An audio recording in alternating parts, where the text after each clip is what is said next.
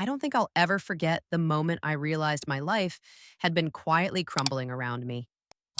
It started as such a normal day, running errands, tidying the kitchen, thinking about what to make for dinner. My husband's phone was lying on the counter, buzzing with a new message. Ordinarily, I would have just ignored it. Paul is 48, works in finance, always glued to his phone. But for some reason, that afternoon, I looked at the screen. Just a quick glance, half a second. That half second changed everything. A banner displayed a text from Amy, my son Eric's 20-year-old girlfriend. I thought maybe it was a group text. Who knows, something about plans or school. Instead, I saw the phrase, "I miss sucking your cock." I remember feeling a surge of adrenaline so intense I actually got dizzy. My vision blurred for a second, and the phone started slipping from my hand. I caught it just in time, then gently set it back down on the counter as if it had burned me. It sounds dramatic, but that's how it felt, like something was scorching my fingertips. I'm 41, and Paul and I have been married for almost 2 decades. We have 2 kids. Eric is our 20-year-old, who's finishing up high school a bit later than usual, and Mary, who's 15 and a sophomore. For the longest time, I believed we were a normal family. Paul would leave for work early in the morning, and I'd handle everything at home: cooking, cleaning, driving the kids around. We'd have the occasional argument about money or the usual spousal squabbles, but I never suspected the monstrous betrayal that was unfolding right under my nose. At first, I hoped I'd misread. Maybe Amy was texting Eric, and I'd confused whose phone it was. Maybe my eyes were playing tricks, or maybe it was some weird inside joke. But I knew deep down that I hadn't misread. The rest of that day, I moved around like a zombie, picking up Mary from school, making small talk with the neighbors, forcing myself to appear normal. Inside, my thoughts kept spinning. This can't be real. There must be some explanation. Paul wouldn't do that, not with our son's girlfriend. I kept returning to the image of that text bubble, and my heart pounded every time. A few nights later, Paul was asleep in bed, snoring softly, and I found myself wide awake on the sofa, staring at the darkness. My mind refused to rest. Finally, I reached for my laptop and started sifting through anything I could find: our shared computer account, the iCloud backups, random files. Was I crossing a boundary? Probably. But the text from Amy had shattered any illusions of privacy or trust. I felt like I had to know the truth, no matter how ugly. Ugly doesn't even begin to describe what I found. On Paul's computer, there was a massive folder labeled with some innocuous name, something like documents. But inside, I found what felt like an entire world of hardcore BDSM porn. I'm not a prude. I understand adult materials exist, but the sheer volume left me queasy. That alone, though, was nothing compared to the smaller subfolder containing saved Instagram pictures of Amy. She was fully clothed in these images, the same stuff she'd post publicly: selfies with friends, snapshots from the beach. But why had he saved them all? The timestamp spanned the last 6 months. I started to shake. I literally felt my hands trembling on the keyboard. So it wasn't just a random text. He'd been obsessing over her for months.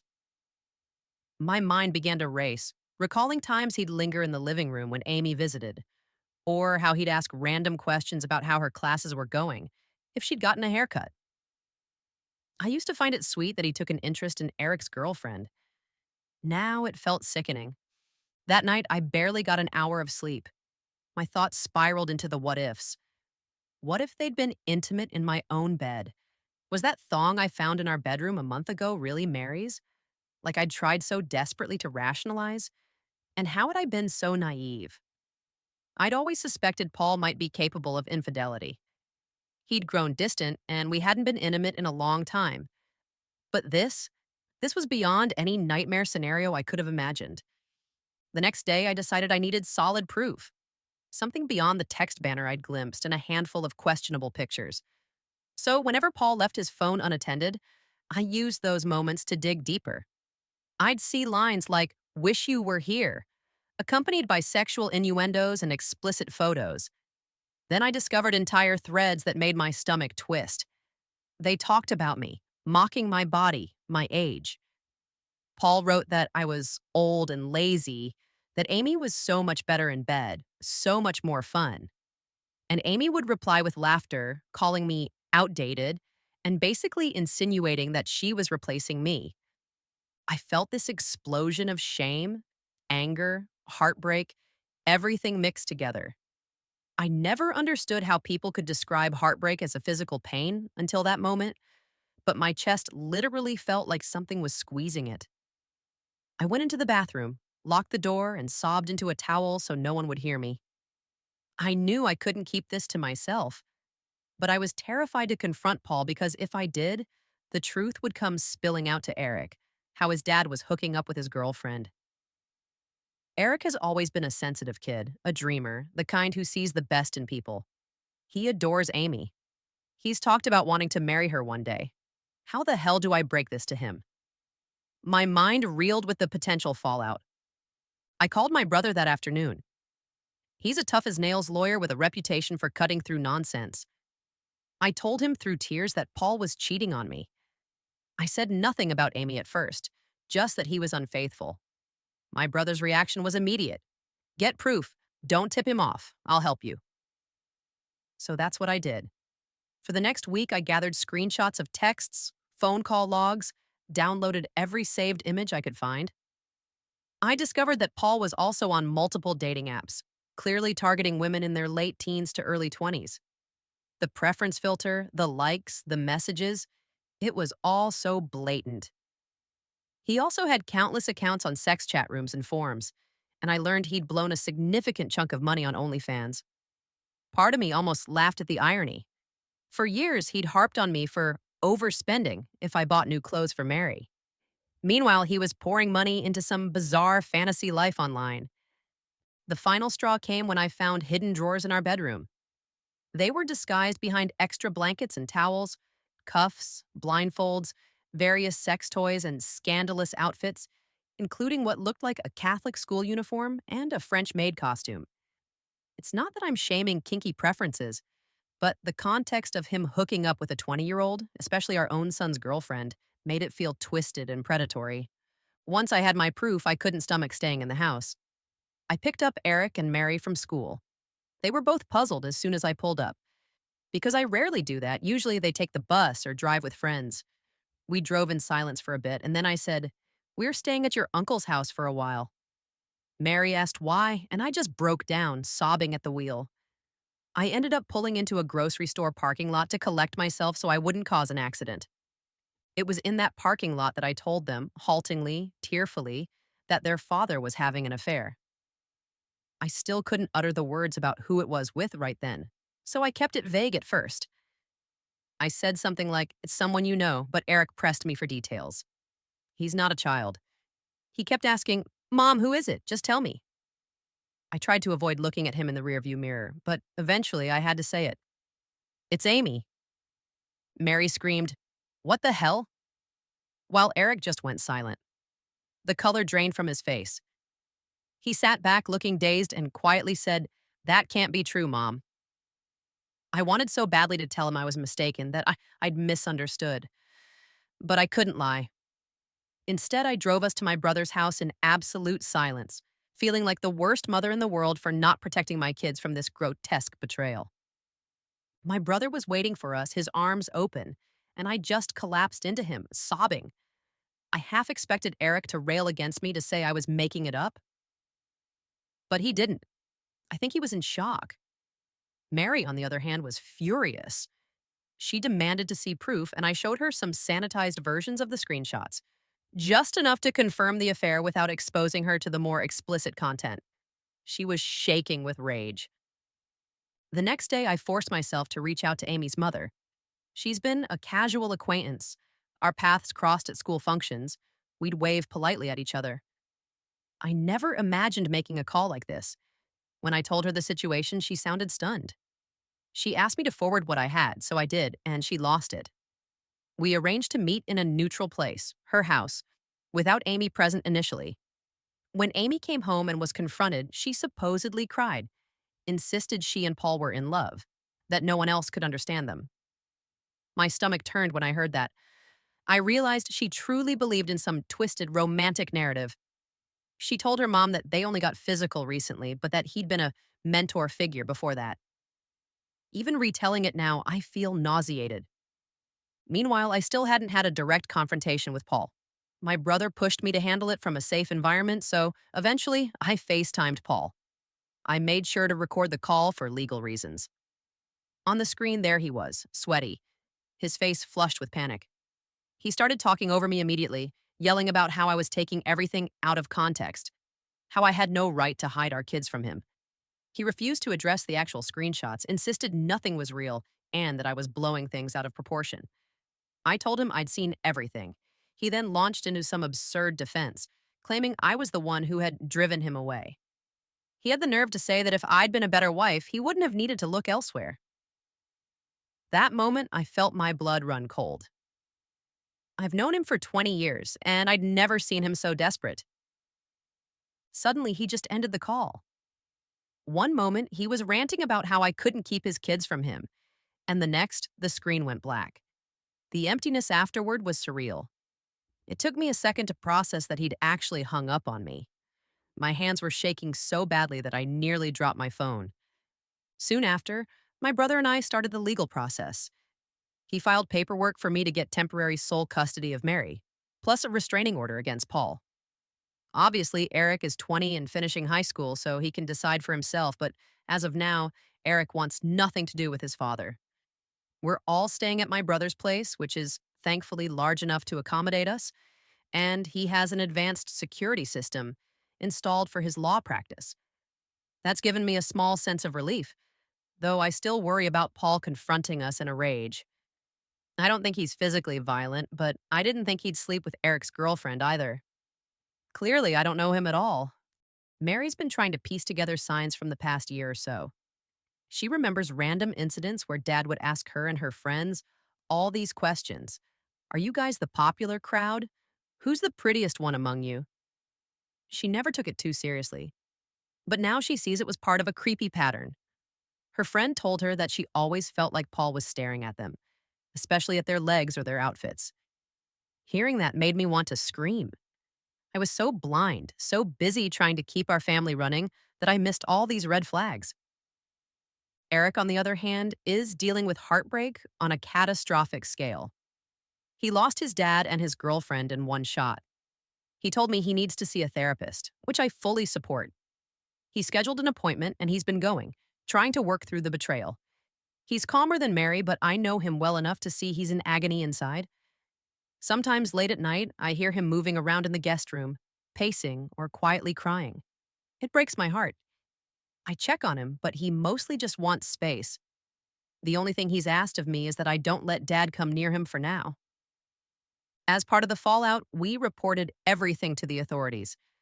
That might seem like an extreme step, but I wanted it on record. Especially because if there's any possibility Paul has been involved with other young women, or if there's some legal angle to explore, I don't want him wriggling away without consequences. My brother, being an attorney, has handled much of it. He keeps telling me, we're not going to let this slide. You deserve justice. And while I appreciate his warrior-like approach, a part of me is just exhausted.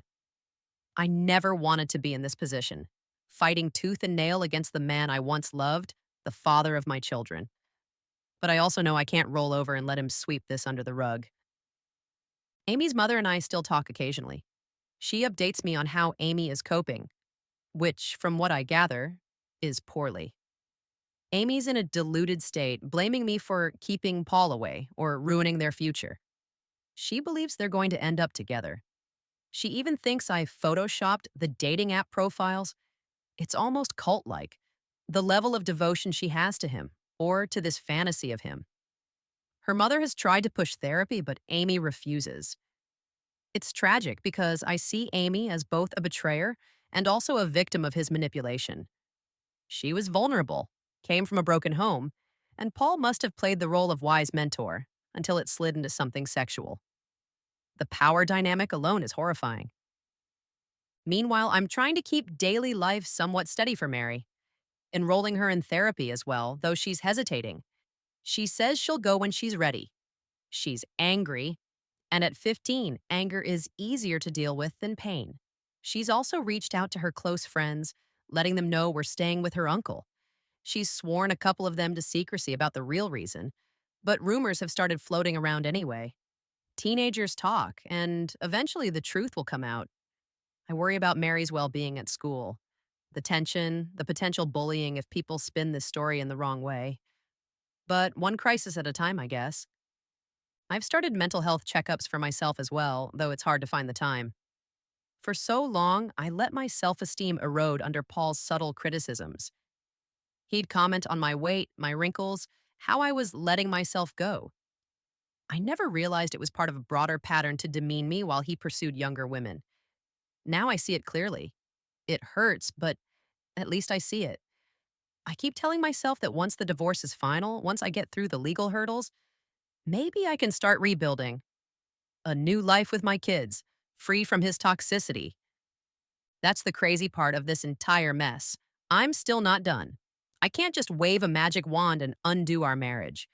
I have to deal with custody hearings, possible depositions, dividing assets, all of it. And it's going to take time. Paul calls me frequently, though I never pick up.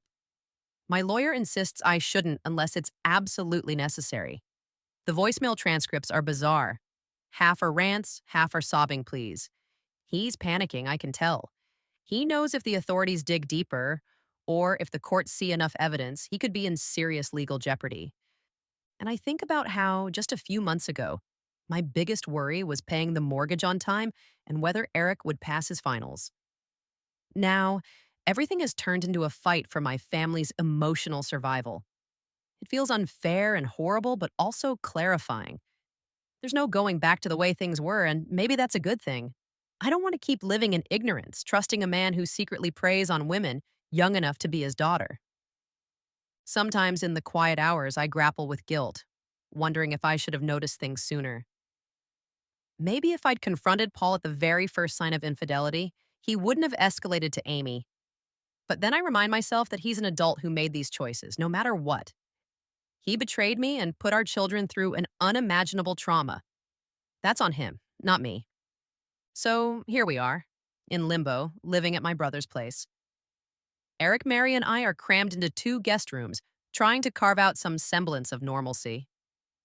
My brother's house is safe, but it doesn't feel like home. My kids sometimes mention how they miss their own beds or the comfort of their rooms. I get it. But I'm not ready to go back to the house where everything happened. I'm not even sure if I want that house anymore. Maybe I'll sell it after the divorce and find somewhere fresh where we can start over. The future is a giant question mark right now. Will Eric recover from this heartbreak? Will Mary ever trust men again? Will Amy realize she's chasing a sick fantasy? I don't have answers. I just know that each morning I wake up and put one foot in front of the other. Some days I feel numb, and others I feel a raging fire in my chest that fuels me to keep fighting.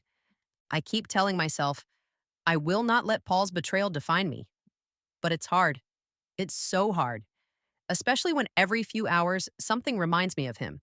The car he drove to work, the old photos on my phone, the coffee mug he used every morning.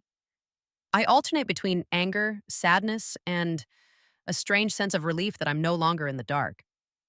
At least now I see who he really is, and I can act accordingly. That's where things stand, really. We're preparing for a messy, drawn-out divorce. The authorities have been alerted to his behavior, though it's unclear if any legal charges will stick without more direct evidence of wrongdoing. Amy's clinging to her illusions, and Paul is calling nonstop, presumably to beg for forgiveness or lash out depending on his mood. Meanwhile, my kids and I are trying to survive day by day, leaning on my brother, going to therapy, and reminding ourselves we didn't ask for this chaos. I don't know how it will all end. I wish I could say I see a clear path to happiness right now, but that would be a lie. The best I can do is be honest with myself, keep my children close, and push forward through the devastation.